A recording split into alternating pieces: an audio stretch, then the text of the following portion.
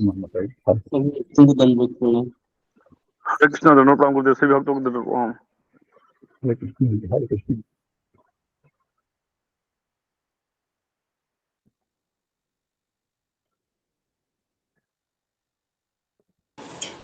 हरे कृष्णा धन्यवाद प्रणाम अशोक प्रभु जी, सभी भक्तों को मेरा धन्यवाद प्रणाम।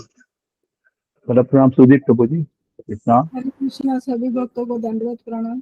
अशोक प्रभु जी, सुजीत प्रभु धन्यवाद प्रणाम। सभी भक्तों को प्रणाम से श्री माता जी। हरे कृष्णा दंडवत प्रणाम प्रभु।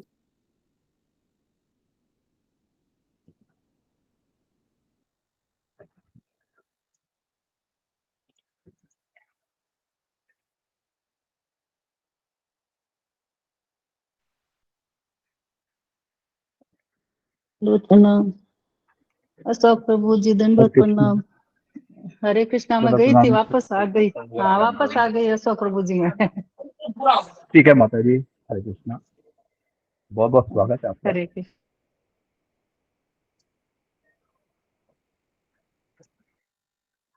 धन्यवाद प्रणाम माता जी।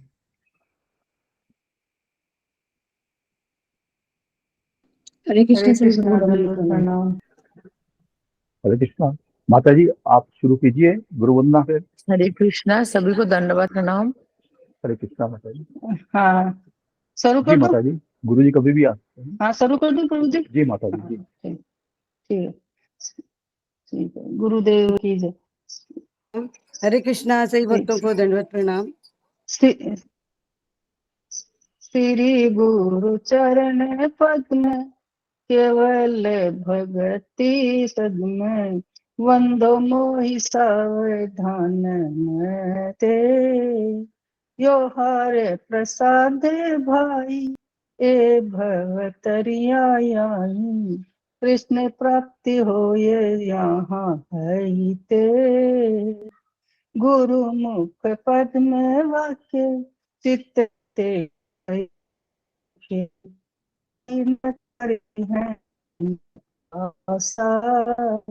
श्री गुरु चरण रति ऐसे उत्तम गति ये प्रसाद पूरे सर्व आशा चक्षुदान दिले ये जन्म जन्म प्रभु से दिव्य ज्ञान हृदय प्रकाशित प्रेम भक्ति है ते अविध विनश जाते वेद गाय यहाँ चरित श्री गुरु करुणा सिंधु अधम जनर बंधु लोकनाथ लोकेर जीवन हाँ हाँ प्रभु करो दया देहो मोरे पद चन एबे यस दुसुख त्रिभुवन प्रभु पाद पतित पवन जय जय प्रभुपाद प्रभुपाद प्रभुपाद निताय गौर हरि बोल हरि बोल हरि बोल हरि बोल। हरे कृष्ण। बहुत अच्छा माता जी। बहुत सुंदर बहुत सुंदर। हरि बोल माता जी। धन्यवाद सभी भक्तों को धन्यवाद। हरे कृष्णा धन्यवाद सभी भक्तों को। हरि बोल। हरे कृष्णा सभी को दंडवत प्रणाम। हरे कृष्णा माता जी। रोहित माता जी हरे कृष्ण। नाम बताइए। हरे कृष्ण सब भक्तों को on the screen of the screen दंडवत प्रणाम। हरे कृष्णा गुरु जी दंडवत प्रणाम। हरे कृष्णा सभी भक्तों को दंडवत प्रणाम। हरे कृष्णा गोपाल प्रभु जी हरे कृष्ण। हरे कृष्णा माता जी।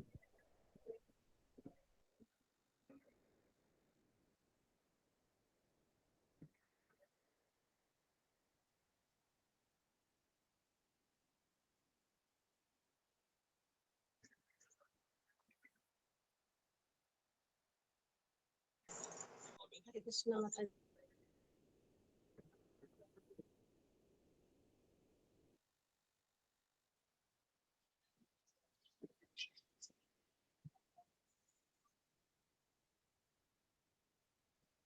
हरे कृष्णा कृष्ण कृष्ण हरे हरे हरे राम गुरु जी दंडवत प्रणाम। हरे कृष्णा गुरु जी। कृष्ण गुरु जी दंडवत प्रणाम। हरे कृष्ण हरे कृष्ण हरे कृष्ण हरे कृष्णा गुरु जी दंडवत प्रणाम सभी हरे कृष्ण हरे कृष्ण सबको हरे कृष्णा गुरु जी दंडवत प्रणाम सभी भक्तों को दंडवत प्रणाम। हरे कृष्ण हरे कृष्ण ओम अज्ञानतिमिरन्धस्य हरे कृष्ण ओके ओम अज्ञानतिमिरन्धस्य ज्ञानाञ्जनशलाकया चक्षुरुन्मीलितं येन तस्मै श्री गुरुवे नमः। जय श्री कृष्ण चैतन्य प्रभु नित्यानंद श्री अद्वैत गदाधर श्रीवासादि गौर भक्तवृंद हरे कृष्णा कृष्ण कृष्ण हरे हरे हरे राम हरे कृष्ण ओके हरे कृष्ण गुरु जी दंडवत प्रणाम सारी भक्तों को दंडवत प्रणाम। ओके तो सबसे पहले हम जगन्नाथ अष्टकम शुरू करते हैं। हरे कृष्ण गुरु जी दंडवत प्रणाम। हाँ ओके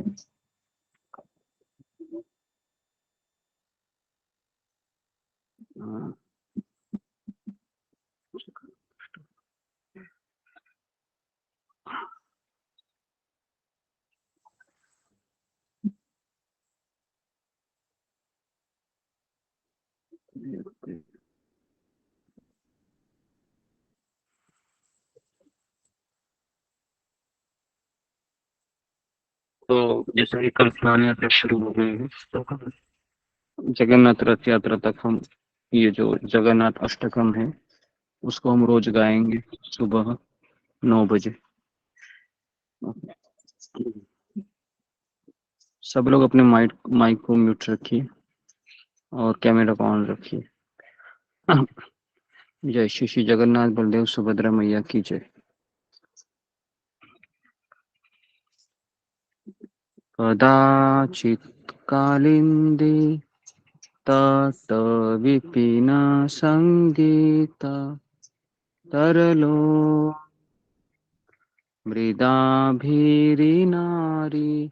वदन कमलास्वाद मधुपम रमा शंभु ब्रह्मामरपति गणेशार्चित पादो जगन्नाथ स्वामी नयन पथगामी भवतु मे भुजे शिरसि पीठ तटितटे दुकूलं नेत्रान्ते सहचर कटाक्षं विदधाते सदा श्रीमद्वृन्दावन वसति लीला परिचयो जगन्नाथ स्वामी नयन पथगामी भवतु मे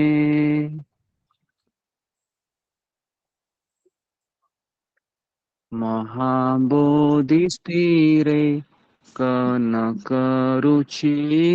नील शिखरे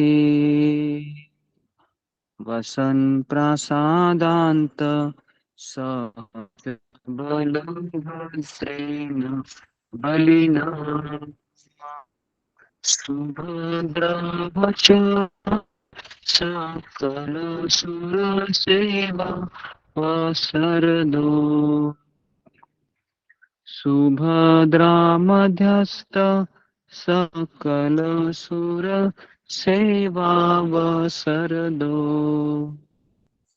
जगन्नाथ स्वामी नयन पथगामी भवतु मे कृपा पारावार सजल जलद श्रेणी रुचिरो रमावाणि राम स्फुरद अमल पंकिर्मुख सुरेन्द्र आराध्य श्रुतिगणशिखा गीतः चरितो जगन्नाथ स्वामी नयन पथगामी भवतु मे। रथारूढो गच्छन् पतिमिलितभूदेव पतले स्तुति प्रादुर्भावं प्रतिपदम् उपार्कण्य सदया दया सिन्धुर्बन्धु सकल जगतां सिन्धु सुतया जगन्नाथ स्वामी नयन पथगामी भवतु मे।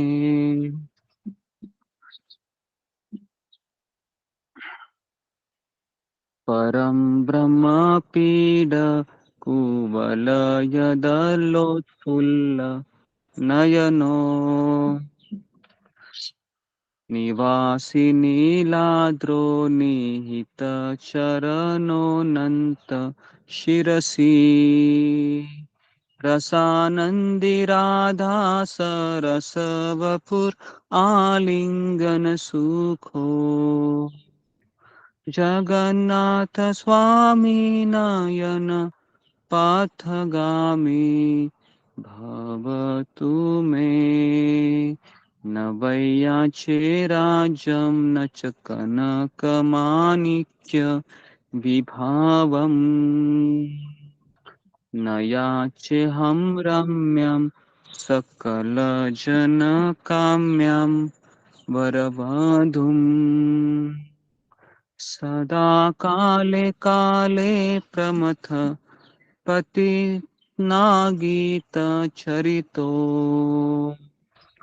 जगन्नाथ स्वामी नयन पथगामी भवतु मे। हरत्वं संसारं धृततरम् असारं सुरपाते हरत्वं पापानां विततिम् अपरां यादवपाते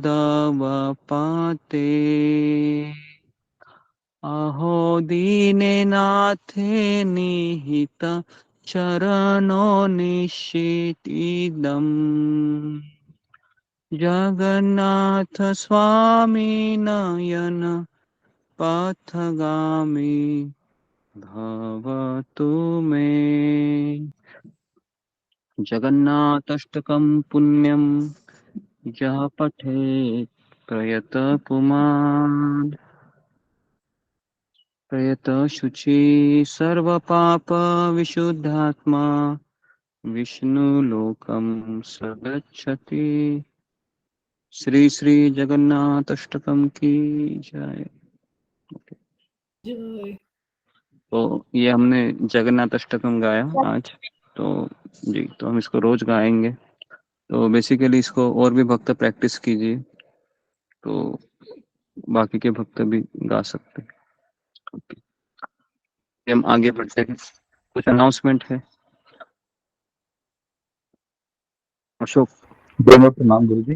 हाँ जी गुरु जी, में धन्यवाद प्रणाम। गुरु जी, प्रियंका बार मारे की सासू माँ, प्रियंका बार मारे माता जी की सासू माँ जी की निमोनिया हो गया है और उनकी तबीयत खराब है, उनके लिए प्रार्थना करिए गुरु जी। और दूसरा, मोहित प्रभु जी की बुआ जी हॉस्पिटलाइज है, उन्हें 2 यूनिट खून की भी जरूरत है, उनके शीघ्र स्वास्थ्य हो जाने के लिए प्रार्थना करनी गुरु जी। हरे जी ओके, तो हम 3 बार हरे कृष्ण महामंत्र बोल के इनके लिए प्रार्थना करते हैं। हरे कृष्णा कृष्णा हरे कृष्णा कृष्णा कृष्णा हरे राम राम राम हरे राम कृष्ण राम कृष्ण कृष्ण राम हरे कृष्ण कृष्ण राम राम कृष्णा गुरु जी। राम गुरु जी।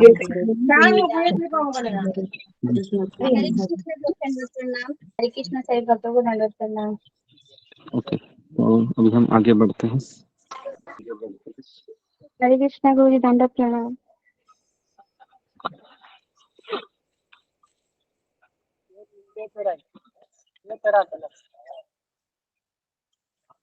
सब लोग अपने कैमरा को ऑन कीजिए, है ना, और अपने माइक को बंद कीजिए।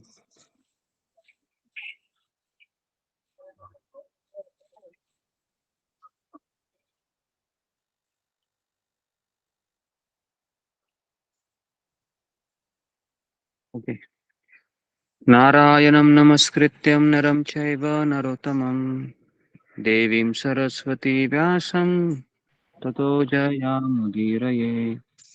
नष्टप्रायेषु अभद्रेषु नित्यं भागवत सेवया भगवतीरुत्तमा श्लोके भक्तिर्भवति नैष्टिकी। कृष्णाय वासुदेवाय देवकी नंदनाय च नन्दगोपकुमाराय गोविन्दाय नमो नमः। मुखं करोति वाचालं पङ्गुं लङ्घयते गिरिं यत्कृपातमहं वन्दे श्रीगुरुदीनतारिणम्। ओके, तो आज किसका टर्न था बोलने का? एक आसमानी माता जी का जी। मेरे हरे कृष्णा गुरु जी, दंडवत प्रणाम। सभी भक्तों को दंडवत प्रणाम। हरे कृष्णा। मैं थोड़ा ज्यादा तो नहीं लिख पाई, तो थोड़ा जितना मैं लिखा है तो बताती हूँ।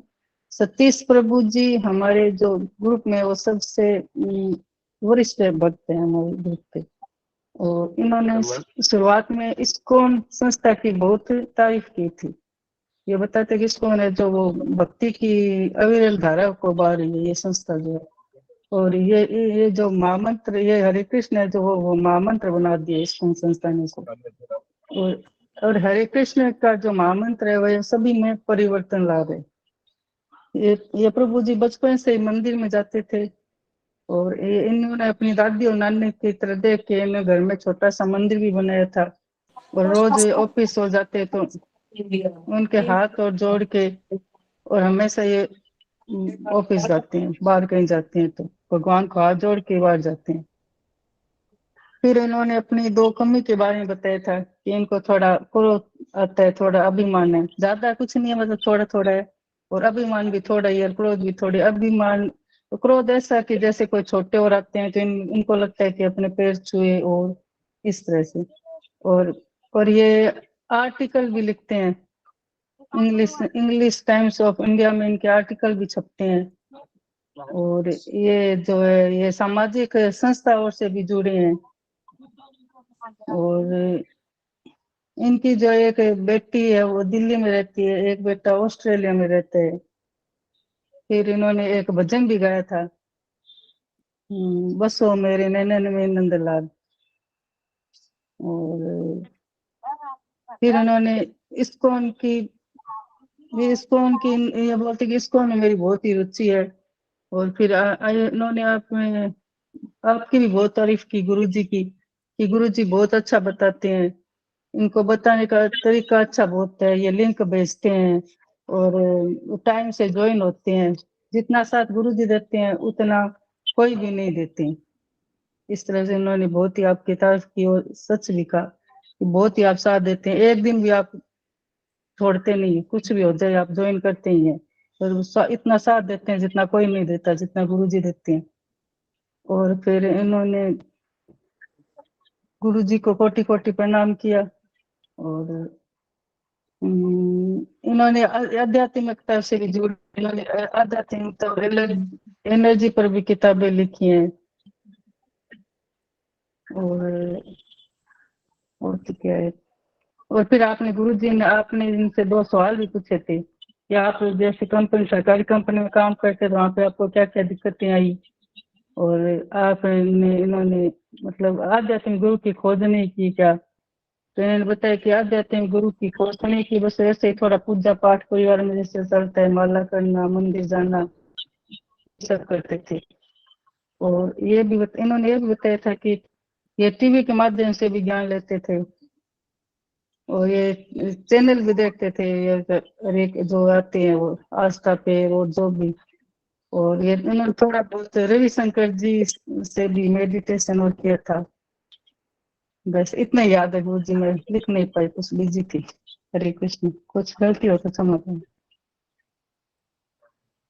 हरी बोल माता जी, बहुत सुंदर। हरी बोल माता जी, बहुत सुंदर कथा।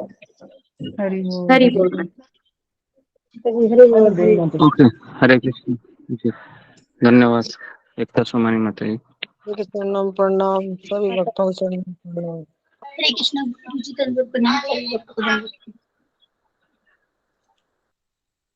जी, सब लोग अपने कैमरा को ऑन रखिए, है ना। प्रियंका साजवन, तुम्हारा कैमरा ऑफ है। शीला ढंका जी, कैमरा हमेशा ऑन रखिए और सत्र को अटेंड करने का प्रयास कीजिए जी। ओके, तो हम कुंती महारानी के सीरीज हमने जो शुरू किया है उसको हम कंटिन्यू करें। शनिवार के दिन हमने देखा था, सैटरडे के दिन, कि कुंती महारानी जब देखती है कि मेरे कृष्ण निकल रहे हैं तो उसको रहा नहीं जाता है और फिर वह भगवान को प्रार्थना अर्पण करने लगती है। और इतनी सुंदर सुंदर प्रार्थनाएं हैं कि भागवतम में 3 प्रार्थनाएं हैं सबसे इम्पोर्टेंट मानी जाती है पूरे 12 स्कंद में। पहला प्रार्थना है कि अवंती ब्राह्मण का, जो 9वें स्कंद में आता है। दूसरा प्रार्थना है कि ब्रह्मा जी का, जो 10वें स्कंद में आता है। और सबसे बेस्ट प्रार्थना है वह है कुंती महारानी का, जो पहले स्कंद में आता है। तो ये प्रार्थना है शिल प्रभुपाद जी को इतनी आ, पसंद आई थी, इतनी अच्छी लगी थी कि उन्होंने किताब भी लिखा उसके ऊपर। तो हमने जो आखिरी श्लोक लिया था, अगर आपको याद होगा वो कौन सा श्लोक था, कोई मुझे बता सकता है?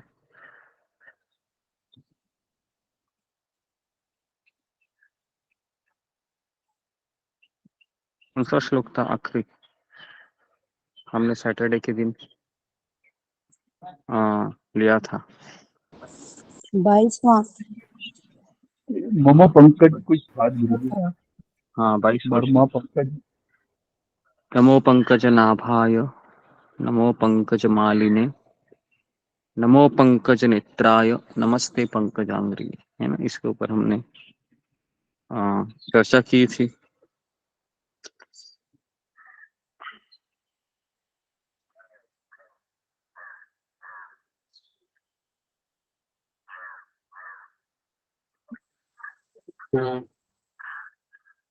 कुंती महारानी ये भगवान को नमस्कार करती है। तो प्रभुपाद तात्पर्य में लिखते हैं कि मनुष्य को चाहिए भगवान का दर्शन उनके चरण कमलों से शुरुआत करके क्रमशः जांघ, कमर, वक्षस्थल तथा मुख तक पहुंचे। तो हमें भगवान का दर्शन कैसे करना चाहिए? अगर आपके सामने राधा कृष्ण विराजित है तो सबसे पहले भगवान के कौन से अंग का आप दर्शन करेंगे? तो भगवान के चरण कमल का पहले, सबसे पहले पैर का। इसको तो इसको आप नोट कीजिए। डायरेक्ट हम भगवान के मुख में बिल्कुल नहीं देखेंगे, क्योंकि पहले हम भगवान के चरण कमल को देखेंगे और फिर हमारी आंखें धीरे धीरे धीरे धीरे धीरे धीरे धीरे धीरे ऊपर जंघा, है ना, उसके बाद कमर, फिर छाती, और उसके बाद फिर गर्दन और फिर मुख। तो इस तरीके से हमें भगवान का दर्शन करना चाहिए। तो मुझे ऐसा पता लगता है कि आप जब जब मंदिर में गए होंगे, है ना, तो आप सबसे पहले क्या देखते हैं? भगवान का चेहरा ही देखते हैं, है ना। सब चेहरा ही देखते हैं, चरण तो बाद में देखते हैं। कभी कभी वो देखते भी नहीं है ना। भगवान को देखते हैं कि भगवान कैसे दिखते हैं, भगवान की आंखें कहाँ है, मेरी तरफ है शायद, ऐसा लगता है आपको।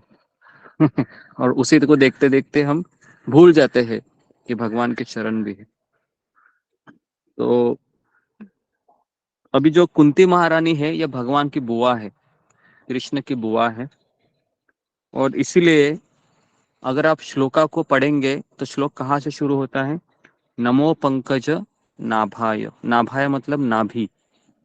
अभी कुंती महारानी नाभि से शुरू करती है। क्यों? क्योंकि वो भगवान की बुआ है ना।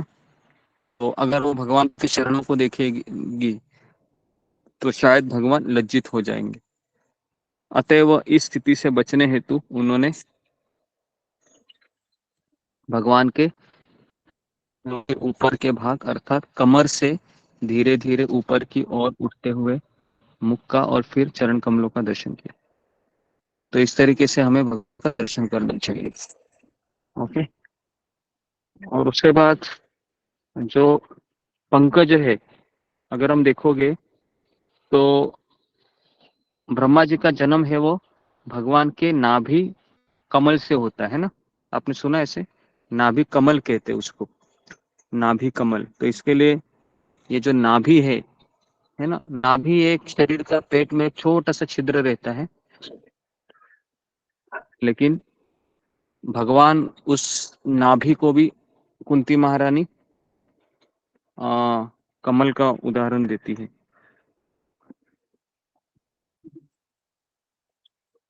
तो अभी 23वें श्लोक में हम आगे बढ़ते हैं। यथा ऋषिकेश खलेन देवकी कंसेन रुद्धाति चिरं शुचार्पिता विमोचिताहं च सहात्मजा विभो एव नाथेन मुहुर्विपद्गणात्। कुंती महारानी आगे कहती है, हे ऋषिकेश, हे इंद्रियों के स्वामी, हे देवों के देव, आपने दीर्घ काल तक जिसको बंदिनी बनाया था, जो देवकी थी, है ना, दुष्ट राजा कंस द्वारा सताई जा रही थी, अनेक विपत्तियों से घिरे हुए थे, तो आपने उनकी भी रक्षा की और मेरे पुत्रों सहित मुझको भी मुक्त किया। तो भगवान श्री कृष्ण की माता थी तथा कंस की बहन थी देवकी, जो उसके पति वसुदेव के सहित बंदी गृह में कैद किया गया था, क्योंकि दुष्ट राजा कंस को भय था कि देवकी के 8वें पुत्र द्वारा मारा जाएगा, और उसने भगवान श्री कृष्ण के पूर्व जितने भी बच्चे पैदा हुए सारे बच्चों का वध कर दिया। आज के तारीख में भी, कलयुग में भी अगर ऐसा कोई व्यक्ति करना चाहेगा ना, तो उसको कहेगा कितना ये क्रूर व्यक्ति है। लेकिन आप सोच सकते हो 5000 साल पहले भी ऐसे लोग थे समाज में।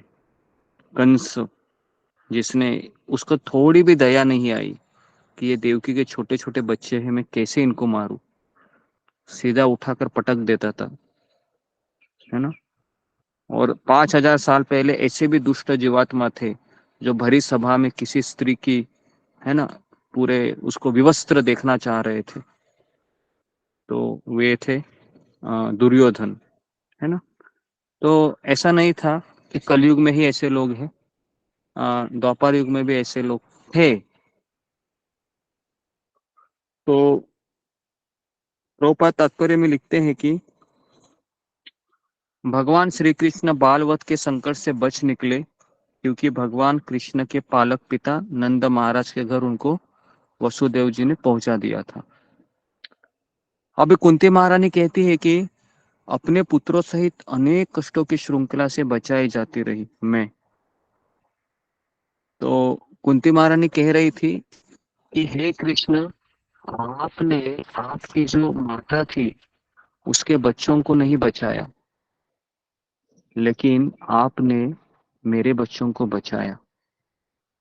तो कुंती महारानी कह रही है कृष्ण को, कृष्ण, आप मेरे ऊपर इतने अनुग्रह किया, आपने इतनी कृपा की कि मुझसे आपने माता देवकी से भी ज्यादा कृपा आपने मेरे ऊपर की। तो मेरा भी आप सबको सवाल है, क्यों ऐसा भगवान ने किया? हालांकि देवकी तो उनकी खुद की माता थी, वो भी भगवान की भक्त थी, और कुंती भी भगवान की भक्त थी, है ना। दोनों के पुत्र थे, दोनों को पुत्रों को मारने का साहस किया गया था, लेकिन भगवान ने देवकी के पुत्रों को मर जाने दिया और कुंती के पुत्रों को बचा लिया। जी, इसके पीछे क्या कारण है? हाँ, तो हम इसका उत्तर देखेंगे। हाँ, आप फिंगर को रेज कीजिए। जी।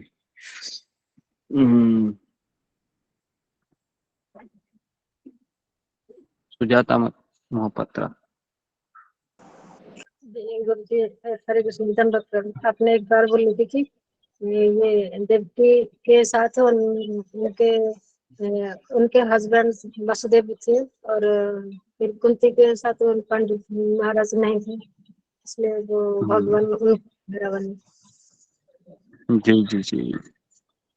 तो इसका कारण ये था कि उसी तात्पर्य में प्रभुपाद लिखते हैं। हाँ, तो सुजाता ने अच्छे से ध्यानपूर्वक सुना था। तो ये मैंने बताया था कि देवकी के पति थे वसुदेव जी, वो जीवित थे, लेकिन कुंती कौन थी? विधवा थी। तो भगवान श्री कृष्ण के अलावा उसका कोई रक्षक नहीं था। समझ में आ रहा है? तो इससे साफ साफ हमको ये पता चलता है कि जिसके जीवन में कोई रक्षक नहीं है तो भगवान उसके ऊपर ज्यादा कृपा करते हैं, और जिसके सब कुछ है ना, गाड़ी है, बंगला है, पति है, बच्चे हैं, रिश्तेदार है, सब कुछ है, तो फिर वो भगवान के ऊपर आश्रित होगा क्या? इतना आसानी से नहीं होगा, कदापि नहीं होगा। लेकिन कुंती महारानी ये विधवा थी, तो उसका कोई नहीं था, क्योंकि द्वापर युग के समय में ऐसा प्रथा था कि शादी करने के बाद जो पुत्री है अपने घर नहीं आ सकती, अपने मायके माता पिता के पास अगर उसको आना है तो अपने पति के साथ ही आती थी वो। तो इस तरीके से कुंती महारानी का जीवन अजीब था, इतना अजीब था कि अगर कुंती महारानी की जगह कोई दूसरी स्त्री होती थी तो पहला वो, एक तो वो सुसाइड कर लेती थी, है ना और दूसरा है कि वो भगवान को बहुत कोसती थी वो, तुमने मेरे साथ ये इतना अन्याय क्यों किया? भर जवानी में मेरे पति को छीन लिया और बिना शादी के ही पुत्र को मेरे, है ना, गोदी में डाल दिया, और जब मेरा जन्म जन्म हो गया तब मुझे मेरे माता पिता से अलग करा दिया गया। इतना आपने मेरे साथ अन्याय क्यों किया? पूछने का उसको अधिकार था कुंती महारानी को, लेकिन उसने हालांकि भगवान से कुछ और ही मांगा। तो ये है कि इसी महिला है कि बड़े बड़े भागवत के साधु लोग भी, है ना, इनके सामने शरणागति होंगे, क्योंकि इतने कष्टों की श्रृंखला एक के बाद एक, एक के बाद एक। अगले श्लोक में हम देखेंगे किस तरह से कुंती महारानी, शायद ही कोई इतने दुखों को सहन कर सकता है इस संसार में। तो इसलिए जब भगवान जाने लगे तो कुंती महारानी की आंखें भर आई, क्योंकि आज तक जब से वो विधवा हुई थी और आज के दिन तक उसने देखा था कि मेरे कृष्ण ही मेरी रक्षा कर रहे हैं, और इसलिए वो इतनी भाव विभोर हो गई वो महिला, है ना। और स्त्री है, वो हमेशा किसी के उपकार है वो जल्दी भूलती नहीं है, पुरुष भूल जाता है। और स्त्री ये दार्शनिक नहीं होती है या कोई लॉजिकल अंडरस्टैंडिंग नहीं रखती है, तर्क वितर्क नहीं कर सकती, लेकिन भगवान ने एक स्त्री को विशेष वरदान दिया है, वो ये है कि वह आसानी से भगवान के शब्दों पे भरोसा कर जाती है, तर्क नहीं करती। वो पुरुष तर्क करता है, तो इसके लिए पुरुष का समर्पण के लिए समय लगता है। तो इस तरीके से ये कुंती महारानी है। तो प्रभुपाद तात्पर्य में लिखते हैं कि भगवान श्री कृष्ण उस भक्त पर अधिक अनुग्रह करते हैं जो अधिक संकट में होता है। वापस पढ़ रहा हूं मैं उस लाइन को। भगवान श्री कृष्ण उस भक्त पर बहुत कृपा करते हैं जो अधिक संकट में होता है। जी, तो अभी मेरा सवाल है कि आप में से कितने लोगों को कृष्ण की कृपा चाहिए? जी, हैंड रेज करते समय थोड़ा सोचिए, क्योंकि आगे का लाइन थोड़ा सा भयानक है। आगे का लाइन कहते हैं कि अधिक कृपा चाहिए, तो भगवान कहते हैं अधिक संकट दूंगा। हाँ, अधिक कृपा चाहिए, भगवान कहते हैं अधिक संकट दूंगा। हाँ, चलो, हाँ, अभी कितने लोग फिंगर को रेज करते हैं? अधिक संकट मिलेगा, अधिक कृपा। देखिए, फिंगर को रेज करते समय सोचिए, क्योंकि यहाँ पर बहुत सारे भक्त साक्षी भी है ना? ठीक है, तो अच्छा है, दाद देनी पड़ेगी आपकी। तो भगवान कहते हैं कि एक्चुअली बद्ध जीव का स्वभाव क्या होता है पता है क्या? बद्ध जीव के जीवन में अधिक दुख आता है ना, तो झेल नहीं पाता है वो, और अधिक सुख भी झेल पाता है क्या? अधिक सुख भी झेल नहीं पाता वो, है ना? पता है, अधिक सुख में भी वो पागल हो जाता है। खुशी में भी हार्ट अटैक आता है और दुख में भी हार्ट अटैक आता है।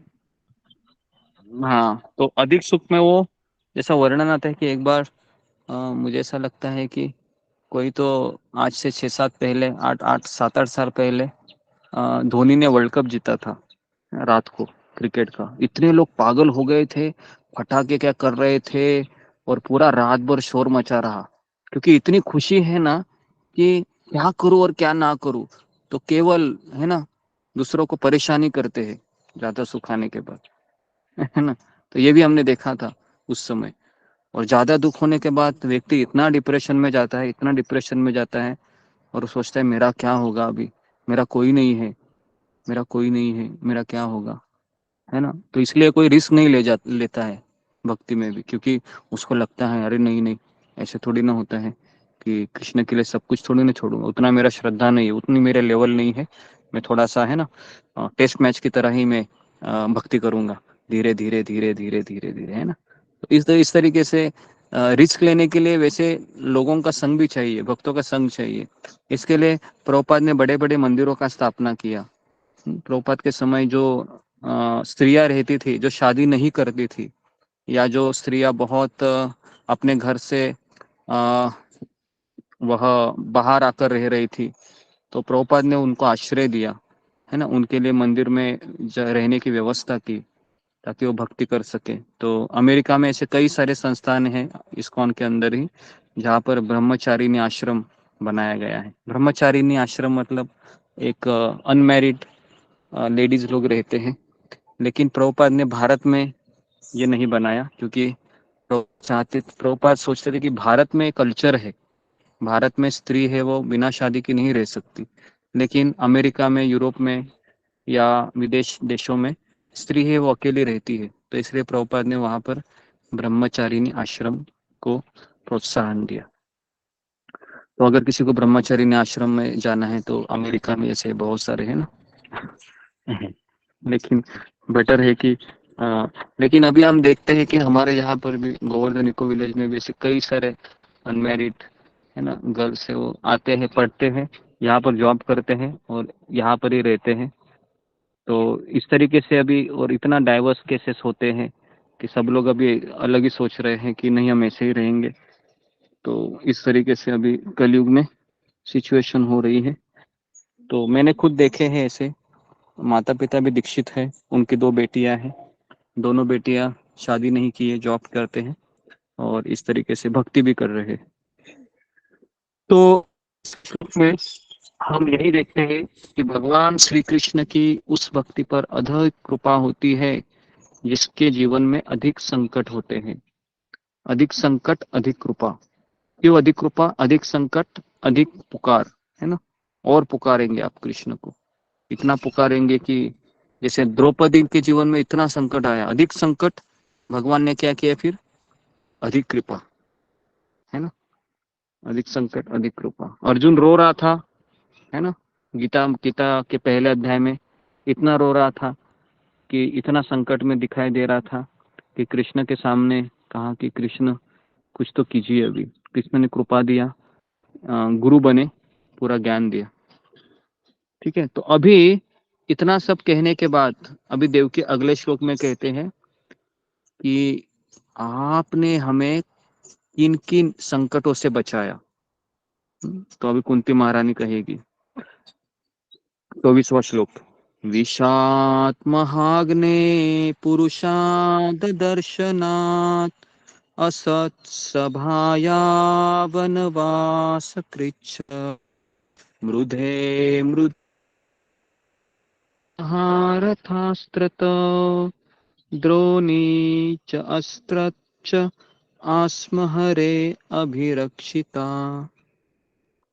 तो कुंती महारानी आगे कहती है कि हे श्री कृष्ण, आपने हमें कहाँ कहाँ से बचाया। विषात महाग्नि, विषात मतलब कि विषयुक्त भोजन से। किसको दिया था विषयुक्त भोजन?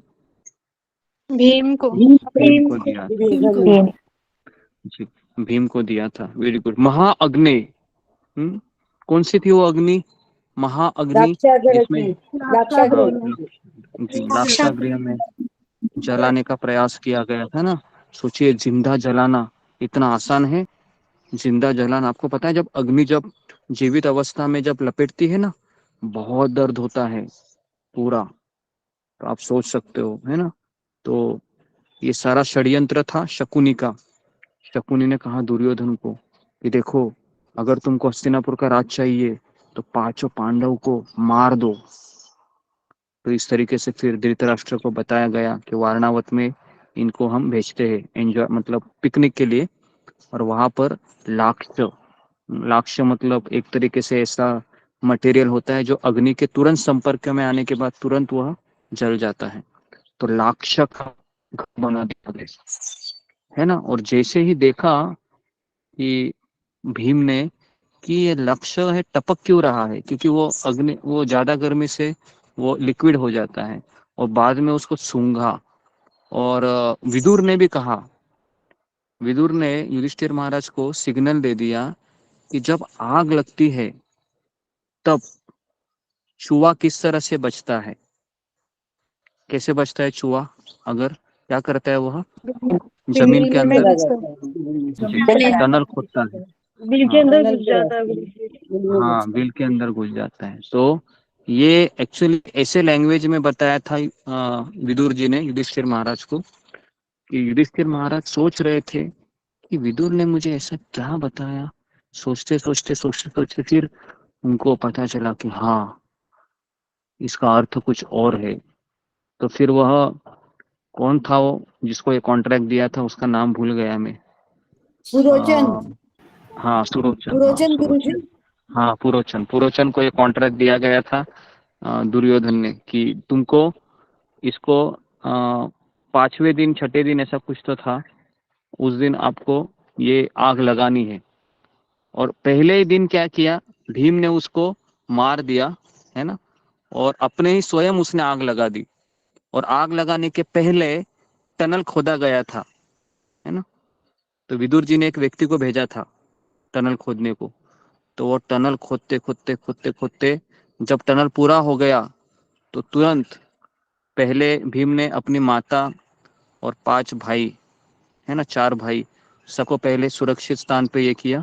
और फिर भीम ने क्या किया, पुरोचन को ही उसमें आग लगाई और पुरोचन पे उस आग में डाल दिया। और भीम भी वहां से निकल गया। और सबको पता चला कि और कुंती भी मर गई, है ना, कुंती भी मर गई, सबको लगा। तो इस तरीके से धृतराष्ट्र भी झूठे झूठे आंसू बहा रहा था, शकुनी झूठे झूठे आंसू बहा रहा था। और सब लोग है ना मातंग मना रहे थे, लेकिन श्री कृष्ण है वो हंस रहे थे। कृष्ण को सब पता था कि कोई मरा नहीं है, सब जिंदा है। क्यों? अगर कृष्ण की इच्छा है मैं बचूं तो कोई उसको मार सकता है? कोई नहीं मार सकता है ना।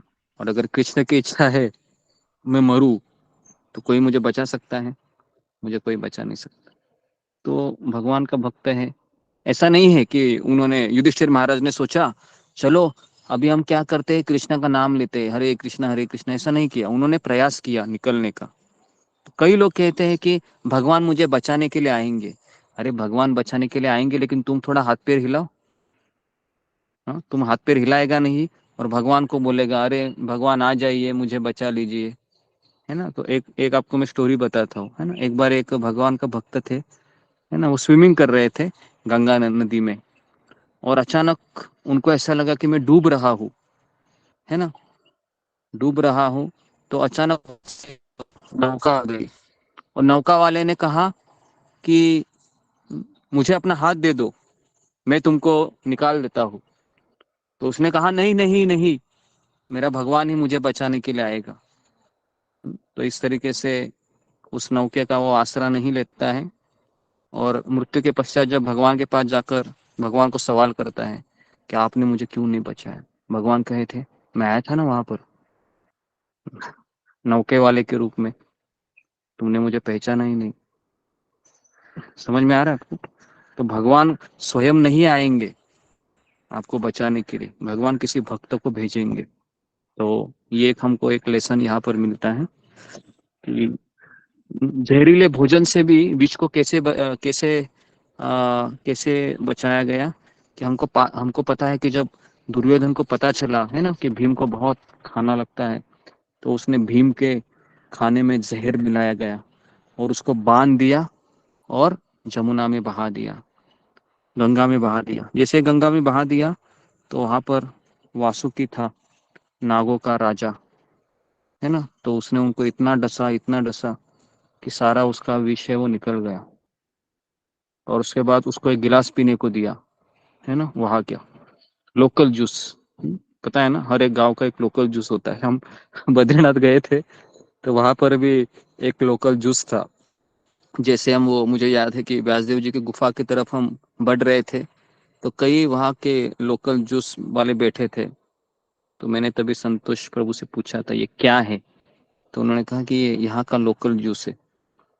मैंने कहा अच्छा है, लेकिन बाद में समय नहीं मिला, हम दूसरे रास्ते से हम पे निकल गए। तो इस तरीके से ये लोकल जूस था, है ना, गंगा जी के नीचे वासुकी सर्प थे, तो उन्होंने वहां पर अमृत का प्याला दे दिया। तो वो पीने के बाद भीम के अंदर 10,000 हाथियों का बल आया। तो क्या हुआ, दुर्योधन मारना चाह रहा था, लेकिन क्या हो गया, भीम का उल्टा फायदा ही हो गया, शक्तिशाली हो गया। हाँ। तो इस तरीके से हमें भगवान की योजना का अंदाजा नहीं है। हाँ, अभी कोई दूसरा अभक्त क्या सोचता होगा, देखो देखो इतना भक्ति करने के बाद क्या हो गया, हो गया, है ना। अभक्त तो ऐसे ही बोलेगा, लेकिन जब वो बाहर आएगा भक्त लगे तो गलत सोच रहा था, ये तो बहुत शक्तिशाली हो गया। तो कुंती महारानी कहती है गुरुजी तो कि यहाँ पे हमें ये सोचना चाहिए कि हमें भगवान जब कष्ट देते हैं तो भगवान हमें ब्लेसिंग इन डिस्गाइज करके कुछ हमें मतलब किसी कष्ट में भी कुछ अच्छा हमारे लिए कर देते हैं, हमें ये सोचना चाहिए। भगवान ही कष्ट देते हैं और भगवान ही कष्टों से निकालते भी हैं। हमें केवल अपनी सोच को बनाए रखना है, ये हमको लेसन यहाँ सीखना है। कष्ट में भी कौन डालेंगे, कृष्ण डालेंगे, और निकालेंगे कौन, कृष्ण ही निकालेंगे। तो आप बोलेंगे अरे फिर कृष्ण ने मुझे कष्ट में क्यों डाला, कृष्ण चेक करना चाह रहे थे ना भाई कि तुम्हारा कितना भरोसा है मेरे ऊपर। समझ में आ रहा है? तो सिंपल है। तो इस तरीके से ये दो हो गए। तीसरा है, कहते हैं पुरुषाद दर्शनात्। पुरुषाद मतलब नरभक्षियों से। कौन था वो नरभक्षी, जो जब कुंती महारानी और जब वो वाराणसी से निकले थे, हाँ क्या नाम था उनका, बकासुर, हाँ बकासुर जी, बकासुर था, बराबर बकासुर था। और भी एक राक्षस था, नरभक्षी राक्षस, उसका नाम था हिडिंब। पता है हिडिंब, जिसको भीम ने मारा था, हिडिंबा उसकी बहन थी। हाँ हिडिंबा उसकी बहन थी, उसका हाँ बेटा है था ना। तो उसको हाँ तो फिर भीम ने क्या किया, हिडिंबा को मार दिया। तो फिर हिडिंबा अभी अकेली हो गई ना, स्त्री है वो बेचारी, राक्षसी हो गई तो क्या हो गया, फिर वो कुंती महारानी के पास गई, कहा कि देखो अभी मेरा कोई नहीं है, आप ही मुझे आश्रय दे दो, आपके ही बेटे ने मेरे भाई को मार दिया है, तो आपके ही बेटे को कहो ना मुझसे शादी करो करके। तो अभी यहाँ पर देखो, क्या भीम ने प्रपोज मारा था हिडिंबा को? नहीं मारा था, है ना, ना है ऐसा। हिडिंबा गई थी और कुंती महारानी के कहने के बाद भीम ने शादी की थी। समझ में आ रहा है आपको? तो ये पहले कल्चर होता था, इसको पहले संस्कार कहते हैं, है ना। अभी के क्या है, अभी तो माता पिता को भी पता नहीं होता है क्या चल रहा है ना, और बेटा बेटी कहाँ कहाँ, है ना, रंगोली मचा के आते हैं, पूरी दुनिया को बाद में पता चलता है। तो इस तरीके से अभी कलयुग है, प्रोग्रेस हो रहा है ना। तो इस तरीके से पहले कल्चर होता था।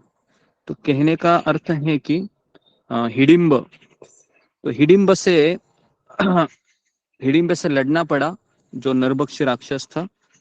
और एक राक्षस था, जैसा आप कहा कि बकासुर करके, जो अगर आपको पता होगा कि उसके पश्चात जब पांडवगण ऐसे ही घूम रहे थे, क्योंकि उन्होंने अपने अंदर फैसला किया था युधिष्ठिर ने कि अभी हम ऐसे ही रहेंगे, अभी हम हस्तिनापुर नहीं जाएंगे, दुनिया की नजर से मर गए हैं। तो उन्होंने फिर एक गांव का आश्रय लिया। तो वहां पर एक नरभक्षी राक्षस रहता था, उसका नाम था बकासुर। और वहां पर एक नियम बनाया गया था कि हर एक गांव वालों में से जब किस किस की बारी आएगी, तो वहां का एक आदमी जाएगा और कुछ 10 किलो चावल, है ना, केला, ये सब लेके वो जाएगा बैलगाड़ी से लेके। तो जिस घर में थे पांडव, उनकी बारी थी। तो बहुत रोने की आवाज सुनी कुंती ने। कुंती ने कहा कि क्या हो गया, आप इतना क्यों रो रहे हैं? तो कहा कि आज हमारी बारी है, तो मेरा बेटा कहता है कि मैं जाऊंगा, मेरे पति कहते हैं कि मैं जाऊंगा। तो मैं उनको कहा कि मैं जाती हूँ। तो कुंती ने कहा कि नहीं, आप में से कोई नहीं जाएगा, मेरा बेटा जाएगा, भीम। तो उन्होंने कहा कि नहीं, आप तो अतिथि है, आप क्यों अपने बेटे की बलि दोगी हमारे लिए? तो कुंती ने कहा नहीं, मेरा बेटा भीम 10,000 हाथियों का बल रखता है, वो आसानी से उस दुष्ट बकासुर को मार देगा। तो इससे बकासुर लेके जाता है और वहां पर पहुंच जाता है तो खुद ही वो क्या करता है, खाने लगता है, जो भी सामान लाया था खुद खाने लगता है। और जब बकासुर को पता चलता है ना, तो बकासुर उसको ऐसे मारने लगता है पीछे से, पीठ के ऊपर। तो एक हाथ से भीम ऐसे है ना, से लड़ाई करते हैं ऐसे, जब तक कि पूरा खत्म नहीं होता है। समझ में आ रहा है? पूरा जब खत्म हो गया, फिर अभी भीम उड़ गए और उसको उसका इस तरह से ऑपरेशन किया, है ना, कि बकासुर है वो मर गया, है ना। उसका सर और पैर दोनों को पूरा ज्वाइन करने की कोशिश किया, खट करके आवाज आ गया, और इस तरीके से बकासुर मर गया, है ना। अभी कुंती महारानी क्या कह रही है, ये किसकी वजह से हुआ? कहती है कि कृष्ण आपकी वजह से हुआ। सारा श्रेय किसको दिया? कुंती महारानी ने कृष्ण को दिया। तो ये होता है भक्त। भक्त देखता है कि इसके पीछे कौन है, अल्टीमेटली किसका हैंड है। तो ये भक्तन कभी भूलना नहीं चाहिए। भले ही मेरे बेटी ने बोर्ड में इतना अच्छा अच्छा मार्क्स निकाले, लेकिन भक्त क्या सोचेगा, किसकी इच्छा से हुई? कृष्ण की इच्छा से। तो ये जो है ना, ये भक्त हमेशा वो पहचानता है कि मेरे जीवन में जो कुछ अच्छा हो रहा है अल्टीमेटली कृष्ण की कृपा से हो रहा है। ये तो केवल ये पढ़ाई किया, ये इसको मार्क्स मिले, या इसको ये हुआ, इसकी शादी हो गई, जो भी भौतिक चीजें हो गई सफलतापूर्वक, लेकिन फिर भी एक भक्त उसको भगवान की इच्छा या भगवान के कृपा के रूप में ही लेता है। 3 हो गए, है ना, विषाद, महाग्ने और पुरुषार्थ दर्शनात्। अभी नेक्स्ट है असत सभाया। असत सभाया मतलब कौन जो दुर्योधन जब वह द्यूत क्रीड़ा को खेल रहा था, हम सबको पता है ना किस तरह से ये दुशासन, है ना, एक वस्त्र में थी द्रौपदी, उसको घसीटता हुआ वो लेके आता है। और उस समय भी कुंती महारानी देखती है कि मेरे ही कृष्ण ने मेरी बहू की लाज बचाई। तो ये जो है ना, इतने इतने हाथ देखे थे। अभी मुझे बताइए, अभी मैं आपसे सवाल करता हूँ कि कुंती महारानी इसको देख रही है कि ये सब कृष्ण की कृपा से हुआ। क्या हम बचपन से लेकर अभी तक मेरे जीवन में जो जो अच्छा हुआ है कृष्ण की इच्छा से हुआ है? हमने नहीं देखा है, ना हम इस तरीके से सोचते हैं। क्या लगता है, हम सोचते हैं ऐसे? हम इतना नहीं सोचते। हम सोचते अरे ऐसा है, कृष्ण कहाँ था, इधर है। मैंने इतना किया ना मेहनत, पूरा रात रात भर में जगा, पढ़ाई किया, है ना, जॉब किया, शादी होने के बाद भी मैंने इतना निभाया, 10 साल 15 साल, है कि नहीं, झगड़े भी होते रहे, फिर भी मैंने किया। तो ये एक विचार आता है हमेशा। तो इसके लिए कृष्ण पे निर्भरता बढ़ती है, नहीं बढ़ती है? अभी आप बोलोगे कि क्योंकि गीता में हमने 7वें अध्याय में क्या सीखा है कि शक्तिमान की भी शक्ति कहाँ से आती है? कृष्ण से आती है। बुद्धिमानों की बुद्धि कहाँ से आती है? कृष्ण से आती है। मुझे बताइए ना कि अगर आपके पास शक्ति है और आप दिन भर का सारा काम कर रही है या कर रहा है, तो शक्ति का स्रोत कौन है? कृष्ण है ना। अगर आपका दिमाग बहुत अच्छा चल रहा है ना, सब आपको याद आता है, अच्छे जवाब भी आप दे रहे हो, लेकिन उसका भी स्रोत कौन है? कृष्ण है। तो इसलिए एक भक्त है ना, कभी भी ये नहीं कहता है कि मैंने किया है, वो हमेशा कहता है कि कृष्ण की इच्छा से ये मैं बोल रहा हूँ, है ना। तो इसके लिए वो श्लोक आता है ना कि मुकम करोति वाचालम, गूंगा व्यक्ति भी बोल पाता है ना। मुकम करोति वाचालम पंगुम लंगये ते गिरिम। पंगु मतलब अपाहिज, लंगड़ा। क्या करता है वो? पर्वत को चढ़ता है। अभी मुझे बताओ, क्या गूंगा आदमी बोल सकता है? कदापि नहीं, है ना। क्या लंगड़ा आदमी चल सकता है पर्वत? नहीं चल सकता, है ना। लेकिन वो जो गुरु है, जिसके ऊपर गुरु और कृष्ण की कृपा है, वो कर सकता है। वो गूंगा भी बोल सकता है फिर, और अपाहिज व्यक्ति भी चढ़ सकता है।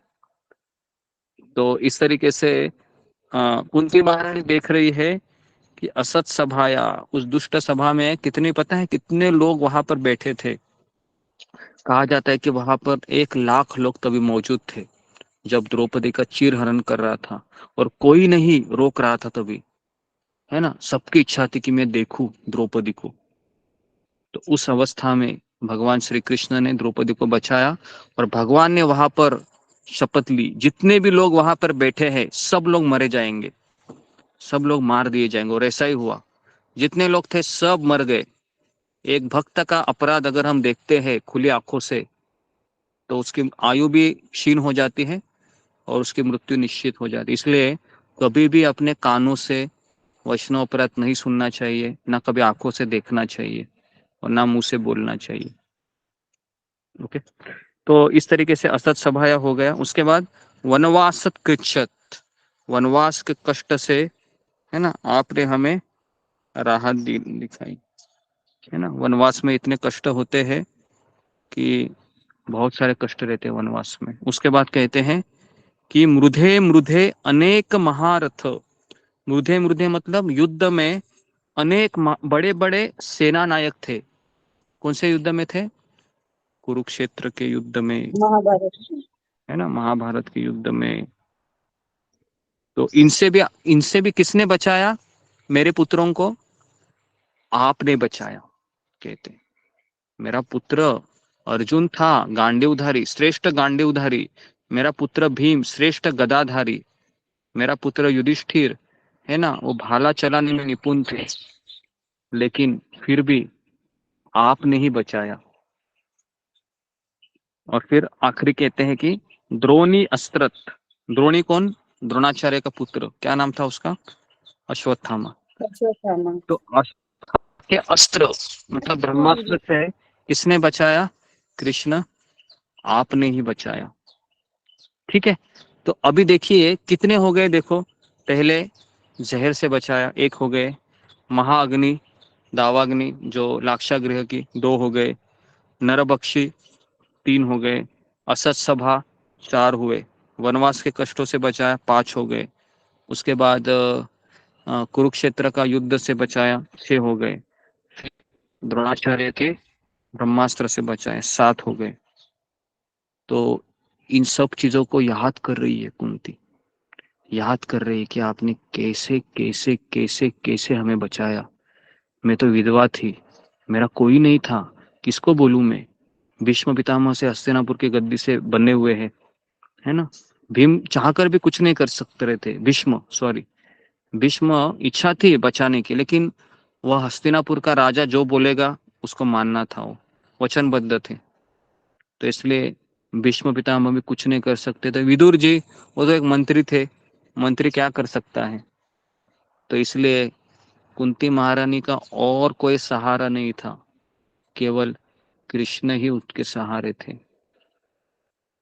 तो इस तरीके से याद करते रो रही है वो, भगवान को बोल रही है, अभी आप जा रहे हैं, हस्तिनापुर जा रहे हैं, नहीं द्वारिका जा रहे हैं हस्तिनापुर से, है ना। और इसके बाद उसको रहा नहीं जाता है, फिर आप जा रहे हैं, फिर वो अगला श्लोक बोलती है, ये फेमस श्लोक है, विपद संतुता शश्वत तत्र तत्र जगद्गुरो भवतो दर्शनाम यस्यात् अपुनः भव दर्शनम। तो कहती है आप मत जाइए, क्योंकि जब जब विपत्ति आई आप मेरे साथ थे, लेकिन अभी विपत्ति खत्म हुई है, मेरा बेटा राजा बन गया हस्तिनापुर का, तो अभी आप, मुझे पता है आप नहीं आएंगे, आप द्वारिका जाने के बाद वापस नहीं आएंगे, मुझे पता है, क्योंकि सारी संकट अभी खत्म हो गए हैं। तो इसलिए अभी कुंती कहती है मैं चाहती हूं कि ये सभी विपत्तियां बार बार आए, जिससे हम आपका दर्शन पुनः पुनः कर सके।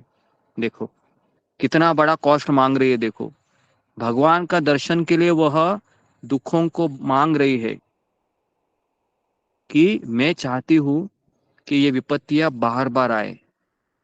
कोई चाहेगा अपने जीवन में, आपको, आप याद कीजिए वो दिन जिस दिन आप बहुत डिप्रेशन में गए थे, है ना कोई होगा, क्योंकि आप सब 25-30 साल 35 साल से तो ऊपर है, और भगवान है वो 1 साल में ऐसी चीज तो देते ही है ना हमारे गोद में, कि हम बहुत उसमें विचलित हो जाते हैं ना। कितने लोग हैं हमारे ग्रुप में कि जिनके जीवन में एक ऐसी ऐसी चीज आई थी कि कुछ सोच नहीं रहा था और निराश हो गए थे, हताश हो गए थे, है ना, कुछ आशा की कोई किरण भी नहीं दिखाई दे रही थी। ऐसे सबके जीवन में होता ही है ना। और अगर मैं अभी अगर आपको कहूँ कि क्या आप वो चीज दोहराना चाहेंगे, तो सब लोग यही कहेंगे नहीं, नहीं वापस मुझे वो नहीं चाहिए, क्योंकि हमने झेल लिया है वो। लेकिन बराबर है, कोई मांगना चाहेगा वापस, कोई नहीं मांगना चाहेगा। तो अभी मुझे बताइए, कुंती महारानी यहाँ पर कहती है कृष्ण मुझे वापस दे दो, वापस कैसे रिपीट करना है, सोचो। ये है महारानी, क्यों वो कराना चाह रही थी, क्योंकि उसको पता है फिर वापस कृष्ण आप आओगे, कहाँ से, द्वारिका से, कहाँ आएंगे, हस्तिनापुर में, और अब जब आप आओगे तो मैं आपको देखूंगी, और आपके देखने से क्या होगा, वापस जन्म मृत्यु को नहीं देखना पड़ेगा। तो ये कुंती महारानी कहती है ना। तो इतना सुंदर ये लेडी है, इस लेडी को अगर हम फॉलो करेंगे ना, तो भगवान कहते हैं कि ये मेरी करुणा शक्ति है कुंती महारानी, है ना। इतना संकट झेल कर भी ये कृष्ण को कह रही है कि मुझे और संकट दे दो। जब भी ये श्लोक कोई बोलता है ना, सारे प्रवचन करते यही कहते हैं, कृष्ण ये मेरा श्लोक नहीं है क्या, ये कुंती महारानी का है, नहीं तो गलती से मेरे जीवन में दोगे आप दुख मैं उसके लिए तैयार नहीं हूँ। तो इसके लिए प्रभुपाद यहाँ पर लिखते हैं तात्पर्य में कि सामान्यतया दुखी, जरूरतमंद, बुद्धिमान तथा जिज्ञासु मनुष्य जिन्होंने कुछ पुण्य कर्म किए हैं वे ही भगवान की पूजा करते हैं, है ना। और उसके बाद प्रभुपाद लिखते हैं कि इस संसार में कोई भी मनुष्य है ना, संकट नहीं चाहता है, लेकिन कुंती महारानी है वो संकट इसलिए मांग रही थी क्योंकि वह चाह रही थी कि मुझे कृष्ण का दर्शन बार बार हो। तो इस तरीके से अभी यहाँ पर मैं रुकता हूँ। तो आज हमने कितने श्लोक कवर किए, 3 श्लोक कवर किए। 23, 24, 25 तीन ही श्लोक कवर कर पाया मैं। लेकिन ये श्लोक इतने अच्छे हैं, इतने जबरदस्त श्लोक है ये, कि रोज इसको हमको पढ़ना चाहिए, क्योंकि रोज संकट आता है। रोज संकट आने के बाद रोज हम गलत सोचते हैं, कृष्ण ऐसा क्यों कर रहे हैं, मुझे लगता है मेरी माला भी कम करनी चाहिए, है ना, ज्यादा माला करने से संकट ज्यादा आ रहे हैं ऐसा सोचते हम, है ना। 64 माला करेंगे तो 64 संकट आएंगे, 16 माला करेंगे तो 16 ही संकट आएंगे, है ना, और 5 करेंगे। गुरुजी, एक लेडी है पंजाब से, तो उनको जब कॉल किया तो उन्होंने कहा कि नहीं, जब से मैं करने लगी हूँ मेरे लाइफ में और संकट आने लगे हैं। तो मैंने कहा नहीं, आप क्लास में आओ, तो अब तो मेरा फोन भी नहीं उठाती हैं। जी जी, तो बेसिकली मैं वही कहना चाह रहा हूँ कि आप लोग भी क्लासेस में इसलिए आए थे पहले दिन। आप अपने आप को पूछिए कि आप यहाँ पर शांति की खोज में आए होंगे, बराबर है, कि मुझे शांति चाहिए, कष्ट थक गया हूँ मैं, इस संसार से थक गई हूँ मैं, है ना। कृष्ण ये सत्संग अच्छा लग रहा है, यहाँ पर प्रवचन करता भी बहुत मीठा मीठा बोलता है, अच्छा लगता है ना। लेकिन हम जब भागवत और गीता पढ़ते हैं तो हमको तो अजीब ही सुनाई देता है। फिर ये कृष्ण भी जीवन में अशांति फैलाने की बात कर रहे हैं। फिर हम डर जाते हैं, अरे बाप रे, यहाँ पर तो मैं शांति की खोज में आई थी, लेकिन यहाँ पर तो ज्यादा ही अशांति मिल रही है। लेकिन प्रॉब्लम पता है क्या है, जब आप कृष्ण के पास आते हैं ना, कृष्ण आपको छोड़ते नहीं है, फिर आप चिपक जाते फेविकोल की तरह, और आप छोड़ना भी चाहेंगे ना तो अभी आप नहीं छोड़ सकते हो अभी, है ना। मुझे पता है कि जो जो लोग छोड़े भी है ना, वो भी घुट घुट कर जी रहे होंगे, पता है क्या, क्योंकि सब उनको याद आता है ना, सब याद आता है उनको। क्योंकि आपने यहाँ पर एक पल का भी जो अनुभव किया होगा, मीठा अनुभव, वो संसार आपको नहीं दे सकती किसी भी हालत में, है ना। तो इसलिए आपको वापस यहाँ पर आना ही पड़ता है ना। तो इसलिए हम तो इसके लिए अगर जिस भक्ति में हम आगे बढ़ेंगे ना, तो कृष्ण हमको दुख भी देंगे, अशांति भी मचाएंगे जीवन में, और साथ साथ आपको एक दिव्य शांति का भी अनुभव कराएंगे, दोनों कराएंगे। लेकिन उसके लिए आपको अशांति का कड़वा जूस पीना पड़ेगा। क्या आप तैयार हैं? ठीक है, तो आज यहाँ पर ही हम रुक जाते हैं। हाँ, हेवी हो गया बहुत आज का क्लास, क्योंकि गुरु जी, मेरा एक सवाल है। हाँ, हरे कृष्ण। गुरु जी, कुंती महारानी की जो स्तुति कुंती महारानी ने की थी, तब भीष्म पितामह ने शरीर छोड़ा था या वो बाणों की शैया पर ही थे? क्योंकि कुंती उनकी महारानी भी ने स्तुति प्रार्थना की, नहीं, कुंती महारानी ने ये प्रार्थना की तब उन्होंने छोड़ा था शरीर। भीष्म पितामह चले गए थे, क्योंकि भीष्म पितामह चले जाने के, हाँ, भीष्म पितामह ने जब देखा युधिष्ठिर महाराज सिंहासन पर बैठे हैं, उसके बाद उन्होंने शरीर छोड़ दिया। और ये उसके बाद फिर वो मिलने गए थे कृष्ण भीष्म पितामह को, है ना, उत्तरा के ईश्वर। और जब वो देखते हैं कि मेरे कृष्ण आए हैं, और फिर कृष्ण को देखते देखते वो शरीर छोड़ देते हैं। और फिर उसके बाद फिर अभी वो हस्तिनापुर से द्वारका जाने के लिए निकल गए हैं। तो भीष्म पितामह शरीर छोड़े थे, सब कुछ अच्छे अभी कोई नहीं था। पितामह की स्तुति जो है भागवतम में बाद में है, बाद और में आती कुंती है, हाँ, महारानी हाँ। की स्तुति। तो भागवतम है ये क्रोनोलॉजिकल ऑर्डर से नहीं लिखा गया है, मतलब स्टेप बाय स्टेप तरीके से नहीं लिखा गया है। जो सुखदेव गोस्वामी को अच्छा लगा, है ना, मतलब उस तरीके से बताया गया है। वो है आवाज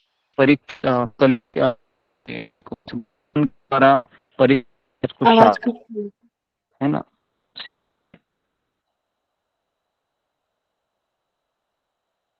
लेकिन वो 19वें अध्याय में है डायरेक्ट। तो इसके लिए पूरा पहला स्कंद और दूसरा स्कंद ये क्रम पद्धति से नहीं है। ये जो सुखदेव गोस्वामी को अच्छा लगा वो उन्होंने पहले बोला, है ना। तो इसलिए हमें उस तरीके से नहीं सोचना चाहिए। ओके, तो यहाँ पर मैं रुकता हूँ। तो बहुत बहुत धन्यवाद आप सारे भक्तों का। ये जो क्लास है आप वापस एक बार सुनिए, क्योंकि ये बहुत इम्पोर्टेंट क्लास था आज का, क्योंकि इसमें हमें दो चीजें दिखाई देती है, कृतज्ञता कुंती महारानी की, और दूसरा है इतना संकट झेलने के बाद भी भगवान से संकट मांगती है ना। अभी मैं आपको ये कह रहा हूँ कि हम सुन रहे हैं ना, तो हमें इसके लिए ना प्रेरणा लेना चाहिए। हमें ये नहीं सोचना चाहिए कि मुझे संकट दे, क्योंकि हम उसके लिए तैयार नहीं है। हम कुंती महारानी नहीं है, लेकिन हम कुंती महारानी से सीख सकते हैं कि अगर बाय चांस कल मेरे जीवन में संकट आता है तो मैं कुंती महारानी की तरह ही मेरा मूड रहेगा कि कृष्ण कोई बात नहीं, मैं आपको छोड़ूंगी नहीं। है? इतना तो लेसन हम ले ही सकते हैं ना, कृष्ण मैं आपको छोड़ूंगी नहीं, मैं आपको छोड़ूंगा नहीं। ठीक है, इतना भी लेसन लिया तो बहुत है। ओके, तो यहाँ पर मैं रुकता हूँ। बहुत बहुत धन्यवाद आप सबका। हरे कृष्णा कृष्णा कृष्ण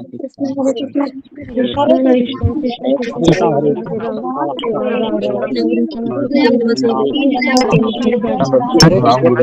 हरे कृष्णा हरे कृष्णा।